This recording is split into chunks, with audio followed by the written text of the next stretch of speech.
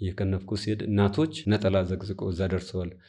እነሱን እየሰበሰብኩኝ ዓለም ገና መሃል ላይ ኖክ ላይ እነሱንም እየሰበሰብኩኝ አደረስኩኝ። የዛን ቀን የተሰማኝን እርካታ ልነግርህ አልችልም። የዚህ የብሔራዊ ውትድርና ባይኖር ምን ነበር መሆን የምትፈልገው? ዩኒቨርሲቲ ገብተህ ይሄን አጠናለሁ ብለህ የምትመኘው ነበረ?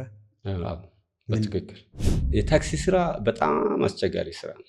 በጣም አስቸጋሪ ስራ ነው። ምስጋና የሌለው ስራ ነው። ታክሲ ረዳቱ የሚጭረው ጠብ ለሹፌሩም ይተርፋል። እኔ በ10 ሳንቲም ሽጉጥ ተመዞብኝ ያውቃል። የዛን ያህል ነው። እና አሁን ታክሲ እንደ የትኛውም ንግድ ተቋም ነው። ሻይ ቤት ገብተህ የተባልከውን ከፍለህ አመስግነህ ነው የምትወጣው። ሆቴል ገብተህ ጠጥተህ በልተህም አመስግነህ ነው የምትወጣው። እኛ ጋር ምስጋና የለም። በደረጃ ተማሪ ነበርኩ፣ አልቀጠልኩበትም እንጂ ደስ ይለኛል። እንደዚህ እኔ አስተማሪዎቼ ያበረታቱኛል። ክላስ ውስጥ መልስ መልስ ጠብቆ እስክሪብቶ ይሸልሙኛል።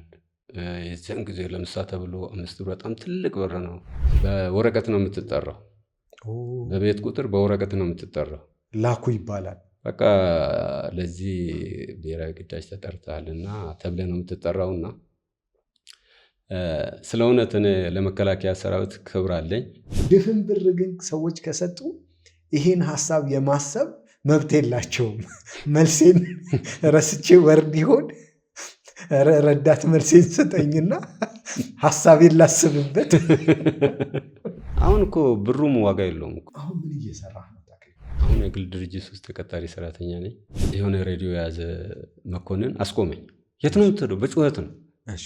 ከጀርባው ቀይ ቦኔት ወታደሮች አሉ፣ ክላሽ የያዙ። በቃ ክላሻቸው ሬዲ ነው። እንደዚህ ለእኛ ተሳፋሪዎቻችን አስፈላጊዎቻችን ናቸው። ግን አጠቃቀሙ ላይ ግንኙነታችን ላይ እኔ ምኑ ላይ እንደሻከረ አላቅም። ሸካራ ነው። የታክሲና የተሳፋሪ ግንኙነት በጣም ሸካራ። መስኮት አይከፈትም። ጠዋት ከሆነ የቤት ስራ ካላችሁ ተጠያየቁ። የሚያጠና ሰው ካለ ሌላው መረበሽ አይችልም፣ መጮህ አይችልም። መጫወት ከሆነ ደግሞ ሁሉም መጫወት የሚፈልግ ከሆነ እኔም አለሁበት፣ አብረን እንጫወታለን፣ እንነጋገራለን። የደረጃ ተማሪ ነኝ።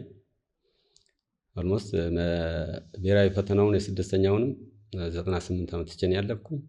ትንሿ ደግሞ ኬጂቱ ናት። እንደ ቅዱስ እንደ ብሌን በጥዋጭ ናት። እንደ ብሌን በጥዋጭ ናት። በጣም ቤተ ፍቅር አለ፣ ሰላም አለ። ከስራ ስገባ ከትልቁ ከ17 ዓመቱ ልጅ ጀምሮ እኔ ሲገባ ትንሿ ከፊት ቀጥሎ እነሱ ሲሞኝ ነው መገባ።